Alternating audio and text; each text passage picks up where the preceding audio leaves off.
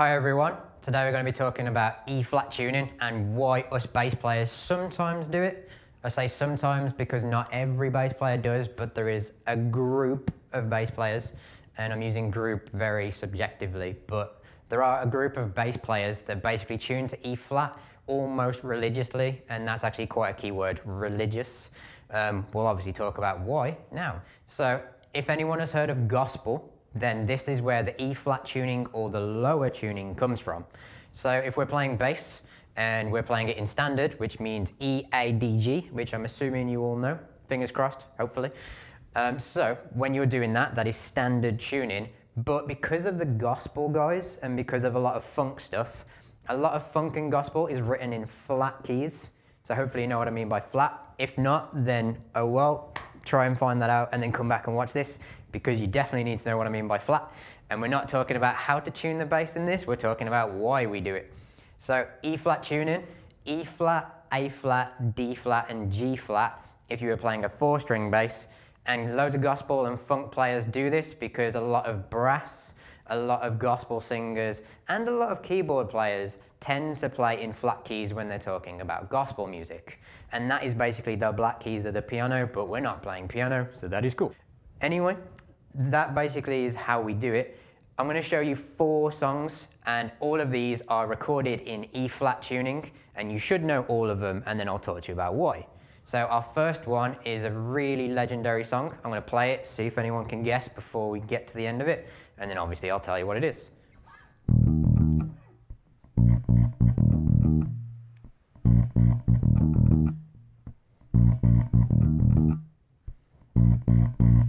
So, I'll give you a split second to think about it. Watch the talk of the tick. Watch. That's totally what I meant to say. So, I'll give you a split second to think about that, and then obviously we'll watch the clock tick by. Anyone know what that is? Hopefully you knew that it was Ain't Nobody by Chaka Khan, but does anyone know who the bass player is? Some people probably do. It's a guy called Andrew Garcia, and this is actually one of the biggest names in gospel music. And he actually plays that song in E-flat tuning, and it's because the first note is an E-flat. So unless you've got a 5-string, you're going to have to tune to E-flat because you're not going to be able to get that low note, which is why the gospel guys tune to E-flat, because they need that E-flat note when they play an open string. Almost every single song that they play, there's only a few songs that don't have E-flat in it. So what happens is they have to tune down, because if you come up to an E-flat, which would normally be on the 6th fret, but this bass is tuned to a flat, so it's actually 7. Basically what this is going to do is it's way too high. There's no bass in it, there's no bottom end in it, and obviously they were trying to compete with keyboard players, compete with loads of brass instruments, and essentially what happened was they just needed to tune down, so they did. If you haven't played an E-flat tuning before though, it's going to be an absolute minefield because every note is shifted, and that's crazy. Like even I'm kind of having to think about it because I don't normally play an E-flat. So I'm thinking about every single note that I'm playing going, oh okay, it's going to be there. And it's because I normally play a 5-string when I'm playing an E-flat song because it's easier for me, but a lot of the guys tune to E-flat, not just because of the notes, but because it gives your bass a different sound. So when you're playing all of these notes, but this string is an E-flat, as you can hear, what that does is it gives it a little bit more of a rattle, it gives it a little bit more of like an oomph. It actually makes the notes sound a little bit rounder and fatter, and it's because the string is looser. So sometimes you might have to set your bass up to kind of counteract all this stuff, and the reason why is because your bass might not be used to it.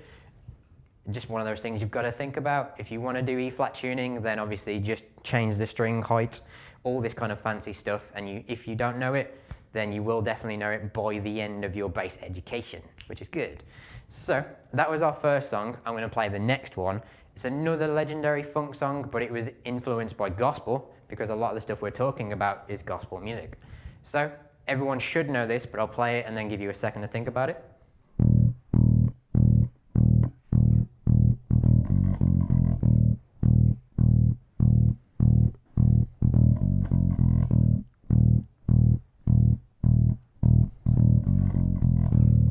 So a lot of you probably should know that bass line. If you don't, you'll probably kick yourself as soon as I tell you what it is. It's It's one of those things where you might not get it, but as soon as I mention it, you'll be like, ah.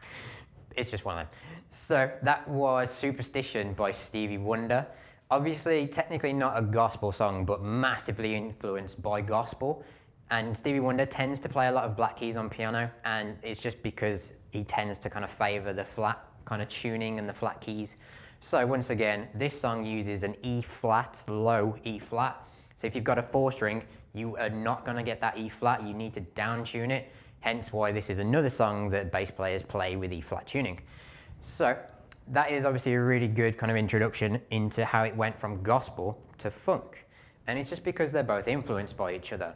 What did happen though, and this is what a lot of modern gospel players do, a lot of modern gospel players actually have 6-string basses or 5-string basses. So they actually tune the low B to a B flat, and sometimes they even tune the high C to a B. So they're literally dropping the entire bass by a semitone. Some guys, like Andrew Garcia, for example, drops everything by a tone, which basically means he ends up with an A, a D, a G, a C, an F, and an B flat. Even I had to think about that because I'm not even playing a 6-string and I'm not even playing in a flat tuning. But the reason why Andrew Garcia, because he's a legend, if you don't know who he is, you should go check him out. He is Chaka Khan's bass player, or was when we recorded this. So what you should do, check him out. The reason why he does a whole tone down rather than a semitone is because one of his good friends, Joel Smith, basically tuned to E flat when they first did gospel, and he is pretty much the godfather of the gospel bass sound. What happened was Andrew Garcia wanted to be a little bit lower than him, so he went to a D, and it's literally just that's it. There was no musical reason for it. He wanted to just be a little bit lower than his mate, and that was it. So his whole tuning was a tone lower, but he stuck with it. So everything that he plays is obviously in a completely different tuning to most bass players. And when you play with a tuned bass like that, whether it's E flat or whether it's a D, if it's not in standard, your brain does not work in standard anymore. So what happens is you have to relearn all of the notes of the bass, which is why a lot of gospel guys play E flat constantly, even if they don't need to. And it's because their brain is just wired to think about it. So really good advice, really good things to think about. And obviously you can try it by just detuning your bass pretty much after this lesson, after this video. So we've done 2 out of 4 songs. The other 2 songs you should know really well as well. So we'll talk about them now. Our next one is gonna be another one by Stevie Wonder. I'll play it and then obviously we can see if you can guess what it is. Once again, it's quite a well-known song, so you'll kick yourself if you don't know what it is. But it sounds like this.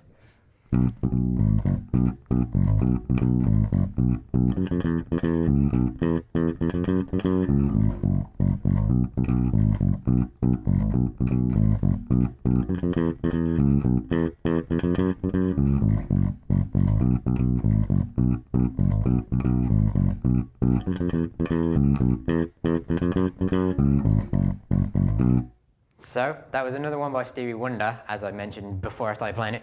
But does anyone know what it is? We'll watch the talk. No, gotta stop trying to say this. There's no point. So I mentioned that was by Stevie Wonder, but does anyone know what song it is? I'll kind of give you a second to think about it. It's a song called Do I Do, and it's actually like one of the most renowned songs for bass players that was written by Stevie Wonder. Nathan Watts was another bass player that used to do the E flat tuning, and he plays with Stevie Wonder and has done for decades. And he tunes all of his basses down. He does play a 5-string as well, but a lot of the time he plays 4-string and it's in an E flat tuning. And once again, that song uses a lot of flat notes, and it's just one of those things where it just feels more comfortable. It sounds better when it's in the right tuning rather than tuning back up and trying to find ways to play it. And that's how he recorded it, and it's an absolute monster of a bass line. If you ever want to learn it, it takes forever because there's a million notes, but it sounds sick, which is good. So obviously we've been talking about a lot about gospel, we've been talking about a lot about the E flat tuning and everything else, and the main reason is it's just an experimentation. When they realized that they could tune down to E flat, it was mainly actually to help them play with a lot of the brass guys and the keyboard players in the gospel scene. And it's just one of those things where it just became literally gospel. It became what a lot of bass players did, and it's because of the different sound. So if you want to experiment with it and you really like it, there is no reason why you can't just keep the bass in an E flat tuning forever. It just means that you've got to get used to where all the notes are again, that's all. So it's one of those things where try and balance whatever you need it for. So if you're a gospel guy and you've got some pretty amazing gospel chops, you probably should be in E flat tuning, because a lot of the gospel guys are, or at least get a 5 or a 6 string, because a lot of gospel plays a lot of notes, but they sound amazing. They've got insane level chops. And what we mean by chops is insane level skill. They can just play a lot of cool stuff, do a lot of slap. And they're just absolute monsters on a bass, which is good. So we've got one more song then, and it's another one by Stevie Wonder, but we're using this because a lot of people should know the Stevie Wonder back catalogue, and they should know the music that Stevie Wonder has wrote forever. So let's obviously have a listen to it. And it's probably a song that you know already, and if you don't, once again, you'll kick yourself for it. So here is our last song for E flat tuning.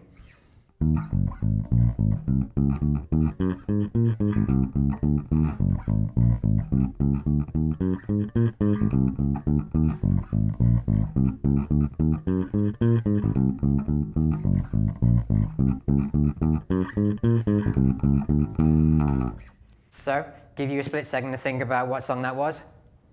You can shout it at your TV screen, at your computer screen. It was I Wish. Don't know if anyone got that. It's a legendary bass song again, and it's a really good Stevie Wonder track, but the guy that played bass was once again Nathan Watts, and a lot of the notes that he uses later in the song are lower tune notes. So everything I played just, you could get away in standard tuning, but once again, later on in the song, you can have these extra little notes that allow you to tune down to E flat. And it just gives you a slightly different sound. Once again, it gives you that fatter sound, and it's because all of the strings are a lot looser. And what that means is the note just sounds slightly different, because strings need to be taut and they need to be tight. So if you mess with that in any way, shape or form, the actual resulting note and sound is a little bit different. And a lot of the gospel guys, once again, love that sound and took that as gospel. And a lot of players stole it and just kept running with it, and it actually now becomes its own thing. So just to backtrack just a little, just because these 3 names you need to remember, you've got Nathan Watts, who's the bass player for Stevie Wonder, has played in E flat tuning for pretty much forever, even though he does have several basses, so they're probably all in slightly different tuning, but he does play E flat tuning. We know that for a fact. Then we've also got Joel Smith, who is pretty much the godfather of what we call gospel bass, and he was the first person to tune down to E flat. Then we had Andrew Garcia, who then basically came along and went, I'm going to tune to D because I want to be lower than Joel. Did a bit of like friendship rivalry kind of thing. But a lot of gospel players now play a 5 and 6 string, which means they've got a wide range of sounds. And it's because they want to be super low, but also have super clarity in the top end. So even if you don't have a 6 string bass, even if you don't have a 5 string bass, you can do the same thing with a 4 string and tune down to E flat. If you want to experiment, you could even go down to a D, but that is a completely different video. We're talking about E flat tuning in this, which is cool. So that is essentially why bass players tune to E flat.